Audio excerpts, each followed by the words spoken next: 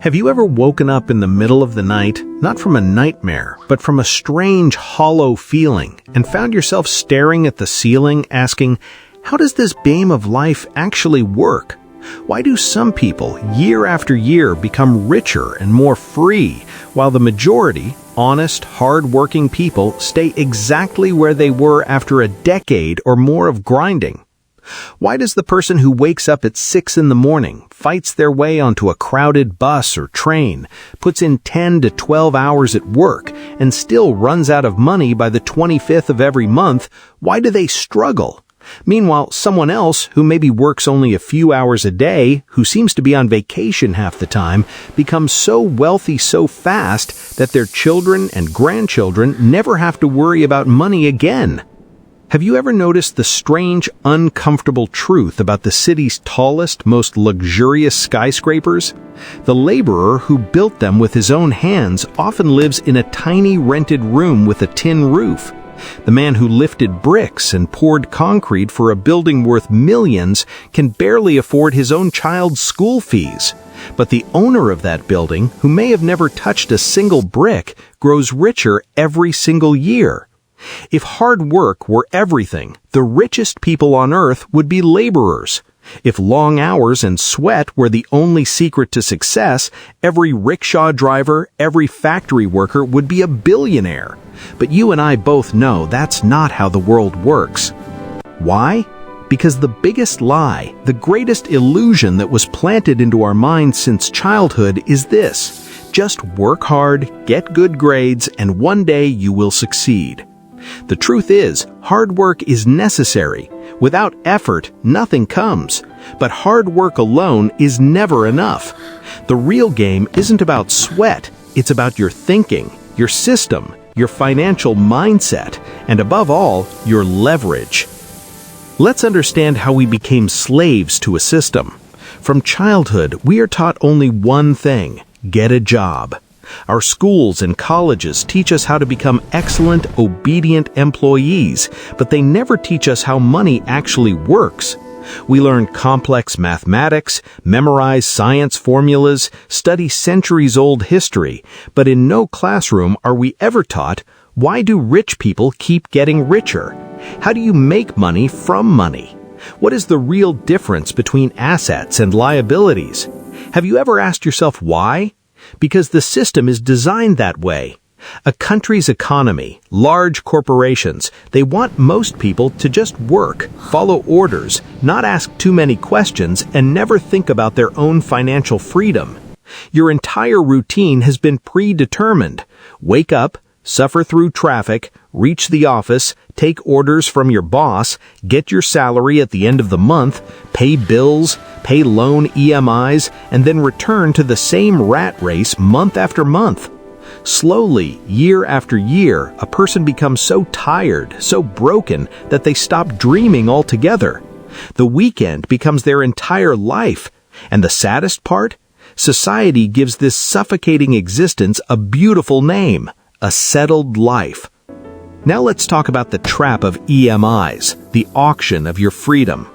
As soon as you get your first job or start earning a little money, the world begins selling you a new dream: the newest, most expensive smartphone, a stylish bike to show your friends, a big car as a status symbol, a beautiful home that is way beyond your actual means.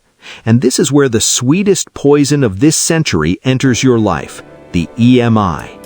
At first, that EMI seems small and manageable. You think you can handle it. But let me show you the terrifying math with an example. Suppose you take a personal loan of $6,500 to fulfill a desire or handle an emergency.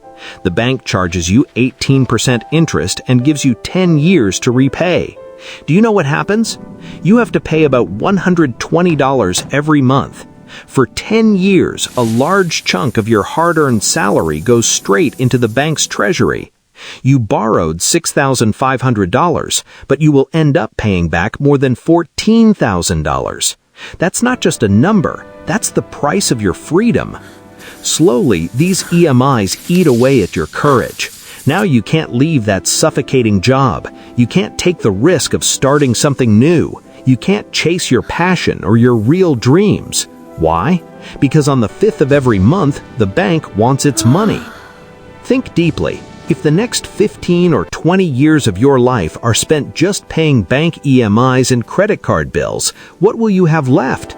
If your entire youth passes in stress, depression, and pressure from your boss, what is the point of such a life? If your whole existence is just about surviving, just about getting by, are you really living?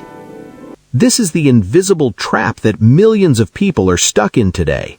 And the most dangerous part is that they don't even know they are trapped. They have come to believe that the bars of their prison are their home. Poverty is not just an empty bank account. Poverty is also a mindset, a mental state. The poor mindset always says one thing: I should work more, I should do overtime. But the wealthy mindset asks a completely different question. What system can I build? What machine can I create so that money keeps flowing even when I'm sleeping? That one small question changes the entire direction of your life. Now let me tell you a story that might shake your entire financial thinking to its very core. There was a severely dry village far from any river. The village council decided to hire 2 young men to bring water from the distant river to the village. Their names were Ram and Shyam. Ram was physically very strong and hard-working. He would wake up before sunrise, pick up 2 large buckets, walk miles to the river, fill the buckets, carry them back to the village, and sell the water. The rule was simple: the more water you bring, the more money you earn. Ram doubled his effort. He started making 10 trips a day. His income grew rapidly. He bought nice clothes, new furniture for his home, and gained respect among the villagers. He felt that his life was on the right track and that he would soon become the richest man in the village. Shyam, on the other hand, started by doing the same bucket-carrying work, but his mind was working on a different level. Every night, exhausted, he would think, if I get sick tomorrow, if my body ages, if I spend my whole life just carrying these heavy buckets, I will never be free. My income depends entirely on my physical strength. So Shyam made a revolutionary decision. In his free time after work and on weekends, he began building a pipeline from the river to the village. The beginning was painful. While Ram rested in the evenings or celebrated with friends, Shyam was breaking rocks and digging earth. The villagers laughed at him. They called him Crazy Shyam. Even Ram made fun of him, saying, "Look at me, I'm earning so much money today, and you're just wasting your time in the dirt. Why are you killing yourself for tomorrow when you could enjoy today?" But Shyam knew that he wasn't working for a few dollars today. He was working for his entire future freedom. He didn't want short-term pleasure. He wanted long-term wealth. Months passed, then years. For a long time, Shyam saw no big results. He was exhausted, often broken, and many times he thought about giving up. But his vision was clear. He didn't quit. And then that historic day arrived. Shyam's pipeline was complete. He opened a valve near the river and water rushed through the pipeline into a large tank built right in the center of the village. Now the whole game had changed. Shyam no longer needed to carry a single bucket. Whether he was sleeping, on vacation with his family, or sick, his system kept working. Water flowed 24/7, and money flowed continuously into his bank account. What was Ram's condition? Ram was still carrying buckets, but now his body was giving up. Age was catching up. His shoulders ached constantly. Fatigue reduced his number of trips, and his income slowly dried up. When the pipeline brought clean water to the village, people stopped buying Ram's bucket water altogether. Ram was completely ruined. This story reveals the biggest difference between active income and passive income, between a job and a system. Poor and middle-class people spend their entire lives carrying buckets. They sell their time to make money. But the truly wealthy, those who create real wealth, don't sell their time. They build pipelines.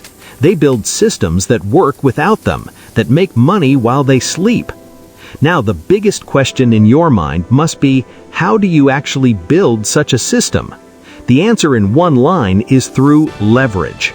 Leverage simply means achieving much larger, multiplied results with relatively less effort and time. The ancient Greek mathematician Archimedes said centuries ago, "Give me a long enough lever and a place to stand, and I will move the earth." That is the real power of leverage. Wealthy people do not rely solely on their own effort. They use three kinds of leverage. The first is human leverage, other people's time and talent. If you work alone, you only have 24 hours in a day. You cannot work 25 hours no matter how hard you try. Your income will always be limited by your time. But if you build a business where 100 people work for you, then you are effectively getting 800 hours of work done every day. You have leveraged other people's time. That's why large companies and factories grow so fast. The second is financial leverage, making money from money. When a poor person gets money, the first thing they do is look for ways to spend it. They buy liabilities, new gadgets, expensive shoes, things that lose value over time. But a wise and wealthy person does not spend money. They invest it. They treat every dollar as a loyal soldier. They send their soldiers into the market to capture more soldiers and bring them back. When you invest in sound financial instruments like index funds, SIPs, gold ETFs, your money silently starts working for you. Imagine if you invest just $60 every month in a good mutual fund. With the power of compounding, over 20-25 years, that can grow into a significant fortune. Gold ETFs help you beat inflation. This is the magic of compounding. Albert Einstein called it the eighth wonder of the world. In the beginning, the results of compounding seem tiny and invisible, but over long periods, those small results become a massive financial mountain. The third type is digital leverage, the ultimate weapon of today's era. Friends, we are living in the greatest, most revolutionary, most golden opportunity in human history. In the past, if someone wanted to start a business, they needed millions of dollars in investment. They needed to buy land, build a large factory or shop, set up an expensive office, hire hundreds of employees, and the risk was enormous. But today, the smartphone in your hand and the internet connection you have is your gateway to the entire world. You don't need a factory. Today, a single YouTube channel can reach billions of phone screens. You don't even need to show your face. You can create a faceless audio-centric channel. Using free 4K stock footage, good sound effects, engaging waveforms on screen, and your powerful script writing, that's enough to build a brand. An Instagram page, a blog, or a small digital skill can change your life and your family's life by 180 degrees. And the best part about digital leverage, the content you create on the internet works 24 hours a day, 7 days a week, 365 days a year. It never gets tired. It never asks for a holiday. Suppose you spend 10-15 hours of hard work making a valuable video with cinematic visuals. That video becomes immortal on the internet. It will keep educating people, keep giving you views, keep bringing brand sponsorships, and keep depositing dollars into your bank account for the next 5 or 10 years. You worked once, but the result of that one effort keeps paying you repeatedly for years. That is the real digital pipeline. But there is a huge, deep problem. Most people use the internet only for cheap entertainment. They lie in bed for hours scrolling through reels and shorts, watching other people's content, secretly feeling jealous or sad when they see others' success, cursing their own situation, but they never start creating anything themselves. Always remember this bitter truth. The internet's biggest money has been made not by the watchers, but by the creators. If you keep scrolling, you are using your eyes and your time to build someone else's business, someone else's palace. You are Ram, carrying buckets for free. But the day you decide to stop being a consumer and become a creator, from that day, your life's graph will start moving upward. I know the beginning will be very hard. When you publish your first video, maybe you'll get only 10 or 15 views. For the first 6 months, you may not earn a single dollar from YouTube. People around you, relatives, will mock you mercilessly. Friends will taunt you. They'll say, "Oh, here comes the big YouTuber. Nothing will come of this. Just quietly do your job." Family members will worry and say, "Don't waste your precious time on these airy-fairy things. Prepare for a government job instead." This is the moment when 99% of people break and go back to their old lives. But remember, every successful person, every billionaire was once at zero. The early videos of today's successful creators were of poor quality, badly edited,